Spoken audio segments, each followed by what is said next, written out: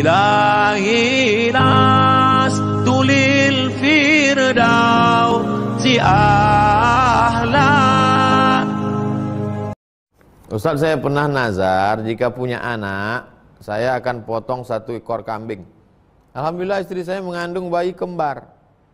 Dan ketika sakit saya nazar kembali jika sampai sehat. Mana yang saya dahulukan? Bayar nazar dan akikah? Pak Ujang, kita beramal ini ada skala prioritas. Yang paling tinggi wajib. Di bawah wajib sunat muakkad. Di bawah sunat muakkad sunat. Di bawah sunat mubah. Nazar itu apa artinya? Merubah yang sunat jadi wajib. Motong kambing sedekah itu sunat.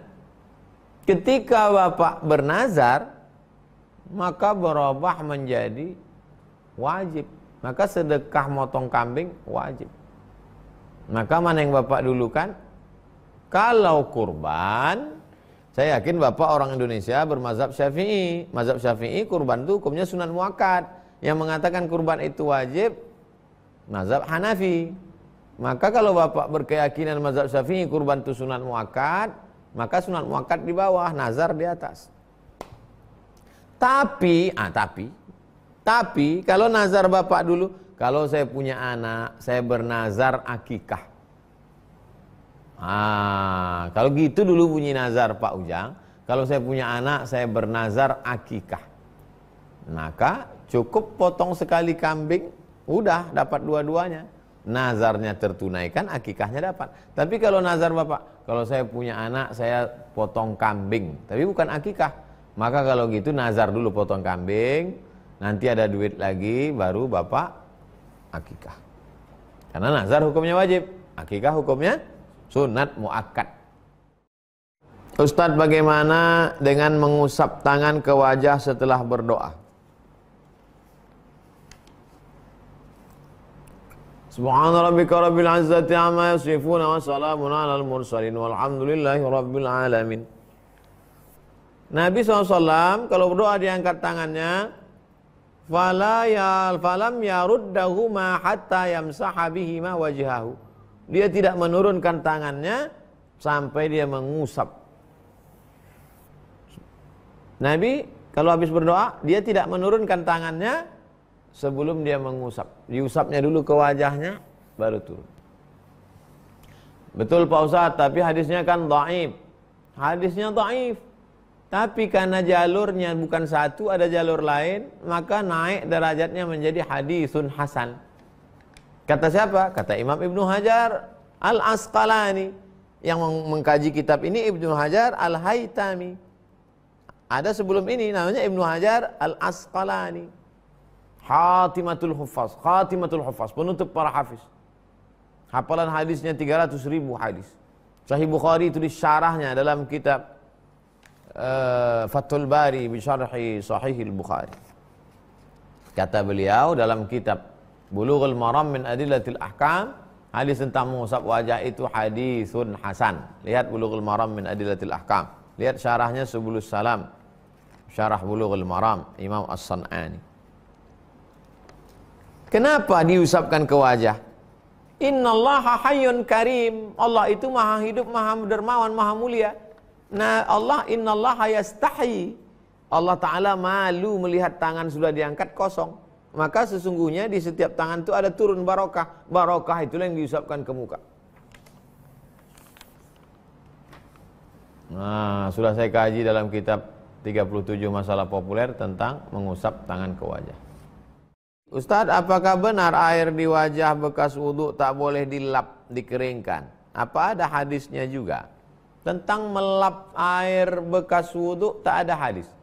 Tapi pendapat Imam An-Nawawi dalam kitab Majmu' Syarah Muhadzab ada. Paling tinggi makruh, nggak sampai haram. Kalau kita di Indonesia sebaiknya jangan dilap. Habis wudhu pakai sholat. Tapi saya waktu di Maroko bulan Desember, Januari saya lap. Bulan Agustus, bulan Juli tidak saya lap. Saya biarkan basah-basah. Tapi bulan Desember, bulan Januari saya lap. Kenapa? Desember, Januari musim dingin. Kalau tidak dilap menggigil. Apalagi di asrama tak ada pemanas. Saya tinggal di asrama. Panaskan di dapur pakai kompor listrik, habis itu pakai wudhu langsung dilap. Kalau tidak dingin tak ampun. Orang Maroko nggak pakai air, tayamum. Desember, Januari orang Maroko pakai tayamum, pakai batu. Setiap masjid ada batu. Nah, jadi kalau di tempat kita iklim tropis, malah kita suka basah-basah. Nah, basah. Ustadz, apa hukum percaya kepada mitos? Waktu meninggal anak Nabi Ibrahim namanya, umur 18 bulan, terjadi gerhana. Lalu orang-orang yang percaya mitos mengatakan, lihat tuh, matahari dan bulan bersedih. Terjadi gerhana gara-gara anak Nabi meninggal. Oh, Nabi marah. Nggak ada hubungan, mitos ini. Itu yang dikenal dengan TBC. TBC itu tahayul bid'ah cuerafat. Ejaan dulu TBC, tahayul bid'ah khurafat. Kalau nggak ada dalilnya, nggak usah dipercaya. Itu asatirul awalin, dongeng-dongeng, mitos saja. Kalau ada disebutkan ulama, ada disebutkan habaib, disebutkan kiai, dari kitab, dari hadis, amalkan. Kalau hanya pantang-pantang saja, mitos. Bisa syirik kita, bisa rusak akidah kita. Kenapa? Karena ad-darun nafi' yang mendatangkan manfaat, yang mendatangkan mudarat Allah. Kalau sampai percaya kepada mitos, maka berarti ada kekuatan selain Allah. Bisa syirik, orang yang syirik tak diterima. Innallaha la yaghfiru ay yushraka bihi. Allah tak menerima orang syirik. Wa yaghfiru ma duna dzalika liman yasha. Hati-hati jangan sampai syirik. Assalamualaikum Ustaz. Waalaikumsalam warahmatullahi wabarakatuh. Jika kita berdoa untuk beberapa orang dengan sekali Al-Fatihah, bagaimana orang yang didoakan itu dapat doanya? Karena satu Fatihah dibagi-bagi. Oh, jadi bayangan ibu ini, Fatihah untuk ini, Fatihah untuk ini, Fatihah untuk ini. Lalu kemudian kalau baca sekali Fatihah, aduh kasihan sekali Pak Ustadz, berasnya sekilo dibagi 100 orang. Jadi cerita berdoa pakai Fatihah ini begini ceritanya ibu. Dengar baik-baik. Ada satu orang terjebak di dalam gua. Hujan rintik-rintik, berlindung masuk ke dalam gua, nunggu hujan berhenti, tiba-tiba batu bergelinding dari atas. Gelinding, tutup. Berdoalah 3 orang yang di dalam tadi. Ya Allah, aku mohon kepadamu, bertawassul dengan kemuliaan baktiku kepada ayah dan emakku.